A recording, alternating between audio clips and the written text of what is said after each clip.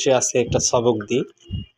একটা হলো ভাই যে আমাদের সবচেয়ে বড় যে ভুল ধারণাটা যে আমি রুকিয়া শরিয়া নিয়ে কাজ করলে আমার বা আমার ফ্যামিলির কোনো সমস্যা বা রিস্ক হবে কিনা, বা দেখা যায় আমাদের সমাজে যে আলেমরা বা যে হুজুররা কাজ করে তারা সাধারণত আপনি কাজ শিখতে গেলে বলবে এগুলো তো শিখতে গেলে রিস্ক আছে, ভয় আছে, হ্যাঁ এই আছে সেই আছে।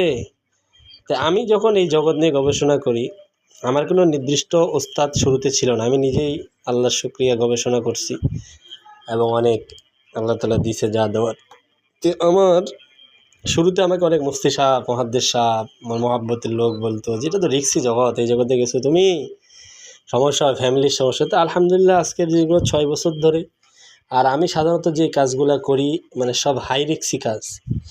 এটা যারা এই যে মাহমুদ ভাই অনেক রোগী দিছে উনি বলতে পারবে, আমি সব রিক্সি কাজ করি। তো এই ক্ষেত্রে আমার আজও পর্যন্ত মিউট করে দিই মুস্তাফিজুর ভাই, যে আজও পর্যন্ত মিউট করে দেই, আজও পর্যন্ত আমার আলহামদুলিল্লাহ আমার বা আমার ফ্যামিলির কোনো তেল পোড়া পানি পোড়াও লাগে নাই এবং কোনো সমস্যাও হয় না, এটা আল্লাহর শুকরিয়া। তো এইটা হলো একটা ভুল ধারণা যে কাজ করলে আমার ফ্যামিলির সমস্যা, এটা সবচেয়ে বড় ভুল ধারণা। আর আমাদের সমাজে আলেমরা বা যারা কাজ করে তারা শিখাইতে চায় না, এই জন্য তারা ভয় ঢুকায়। কথা বুঝতে পারছেন? তো এই বিষয়গুলো আমাদেরকে সর্বপ্রথম দিল থেকে সরিয়ে দিতে হবে। দ্বিতীয় নম্বরে হলো যে হিংসা কাজ করে, হিংসা আমাদের সমাজে হিংসা কাজ করে। হিংসা কি? একজন চিকিৎসক চায় না যে আরেকজন চিকিৎসক হোক, সেটা আলেম হোক আর যে হোক, কেউ চায় না যে আরেকজন চিকিৎসক হোক। এই কারণেই কিন্তু আমাদের সমাজে কোরআন সুন্নাহ মোতাবেক চিকিৎসক হইতেছে না, ঠিক আছে? আর হলো যে আপনি রোডে যখন গাড়ি চালাবেন আপনার কিন্তু অ্যাক্সিডেন্ট হওয়ার সম্ভাবনা আছে, এটা স্বাভাবিক বিষয়। তাই বলে কি আপনি রোডে গাড়ি চালা বন্ধ করে দিবেন? না। এই জন্য রোডে গাড়ি চালা বন্ধ করবে না, সাবধানের সহিত চলতে হবে। তো এই জগতে কাজ করলে রিস্ক আছেই, তো রিস্কের মাধ্যমে আপনি সাবধানের সহিত চললে আপনার কিচ্ছুই হবে না। কিন্তু আপনাকে সর্বপ্রথম তাওয়াক্কুল আল্লাহর উপরে রাখলে আপনার কিছু হবে না, যেগুলো পরে আলোচনা করব। জি ওস্তাদ জি, আপনার কথা শোনাবে না। ইবনে তাইমিয়া রাহমাতুল্লাহ বলেন যে জিন জাদু রুকিয়া শরিয়া নিয়ে কাজ করা এটা হলো একটা জিহাদের ময়দান।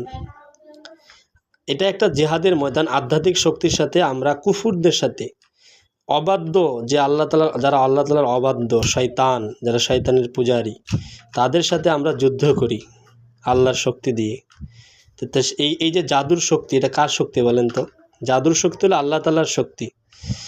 এই জিনের শক্তি কার শক্তি? আল্লাহ তাআলার শক্তি। এই জাদুর কোনো নিজস্ব শক্তি নেই, এই শক্তি আল্লাহ তাআলার। এই শক্তিকে তারা অপব্যবহার করতেছে। আর আমরা আল্লাহ তাআলার সহি শক্তি, হালাল শক্তি সহি ব্যবহার করে তাদের সাথে মোকাবেলা করতেছি।